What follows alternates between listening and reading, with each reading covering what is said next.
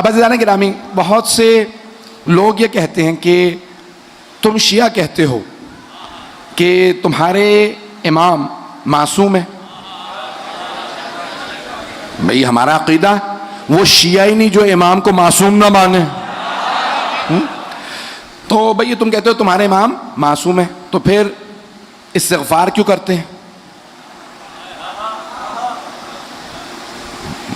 سوال بالکل صحیح ہے، سوال جینوئن ہے. اچھا سوال آتا ہے تو خوشی بھی ہوتی ہے کہ چلو بھئی جواب دیں. تو اب جواب بھی سننا چاہیں گے؟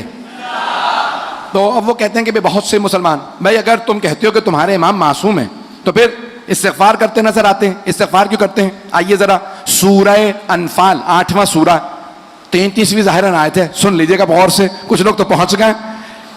تو جانے کے اب یہاں پہ اللہ کہہ رہا ہے وَمَا كَانَ اللَّهُ لِيُعَذِّبَهُمْ وَأَنْتَ فِيهِمْ وَمَا كَانَ اللَّهُ مُعَذِّبُهُمْ وَهُمْ يَسْتَغْفِرُونَ. ایک آیت ہے، دو دلیلیں. اللہ کہہ رہا ہے اے میرے حبیب، آپ کا اللہ، آپ کا رب ان پہ کبھی عذاب نازل نہیں کرے گا. وَأَنْتَ فِيهِمْ، جبکہ آپ ان میں ہیں.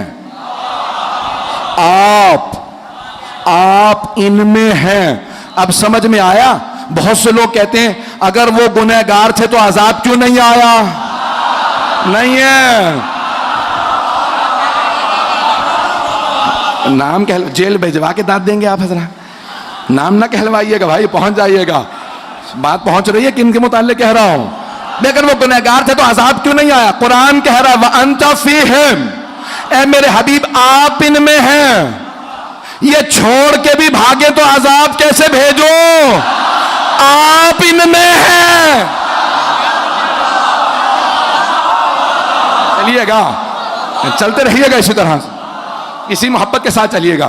تو جانے کے نام آپ کی محبتوں کی نظر کر رہا ہوں کہ وَأَنْتَ فِيهِمْ وَمَا كَانَ اللَّهُ مُعَذِّبَهُمْ وَهُمْ يَسْتَغْفِرُونَ. دوسری دلیل، اور اے میرے حبیب آپ کا اللہ، آپ کا رب ان پہ کبھی عذاب نازل نہیں کرے گا جبکہ یہ استغفار کر رہا ہے.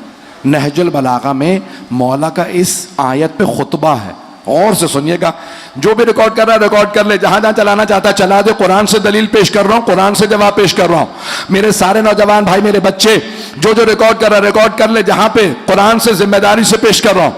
تو قرآن کہتا ہے میرے حبیب دو چیزیں ہیں جن سے عذاب الہی نہیں آتا، ایک آپ، دوسرا استغفار.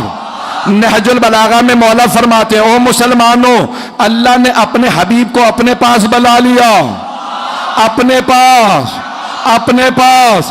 اب ایک ہی چیز رہ گئی ہے عذاب روکنے کے لیے، وہ ہے استغفار. اب میرا اور آپ کا استغفار تو عذاب روک نہیں سکتا. تو کوئی ایک ایسا ہے جس کے استغفار نے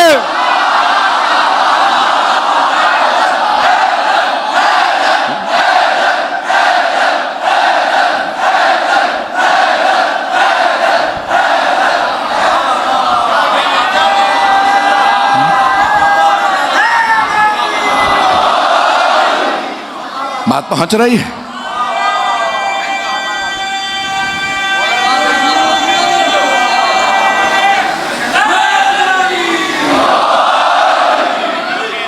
بات پہنچ رہی ہے نا؟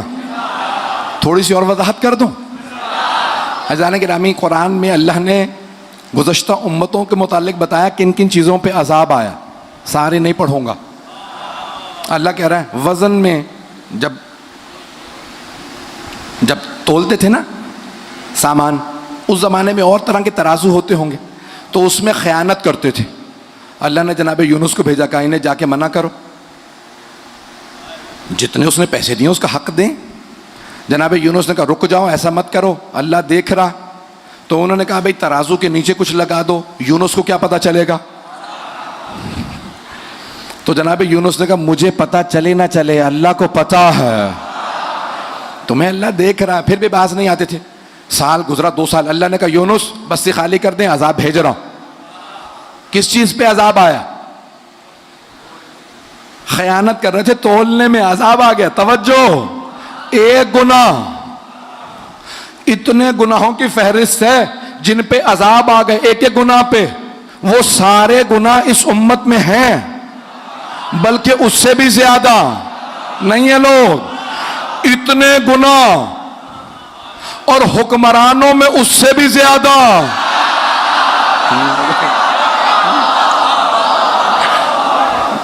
اب اور کچھ نہ کہلائیے گا، حکمرانوں میں اس سے بھی زیادہ گناہ، اور پیغمبر کے بعد میں آنے والوں نے تو خود ہی کہہ دیا تھا او مسلمانوں میں تمہارے ہی جیسا ہوں، ایک شیطان آ جاتا ہے مجھے صراط مستقیم سے ہٹا دیتا ہے، اگر میں ہٹ جاؤں نا بازو پکڑ کے واپس لے آنا۔ ارے جو خود ہی کہہ رہے ہو ہم پہ شیطان آتا ہے، پہنچ رہے ہیں، پہنچ گئے۔ تو جانے گرامی اتنے بڑے بڑے گنہگار، ایسوں کی توبہ عذاب رکوائے گی؟ پتہ نہیں لوگ پہنچ رہے ہیں نہیں پہنچ رہے۔ تو پھر کوئی ایک ایسا تلاش کرے جس کی استغفار عذاب الہی کو روک دے۔ اب پیغمبر اسلام سے پوچھتے ہیں یا رسول اللہ کون سی شے روکتی ہے عذاب الہی کو؟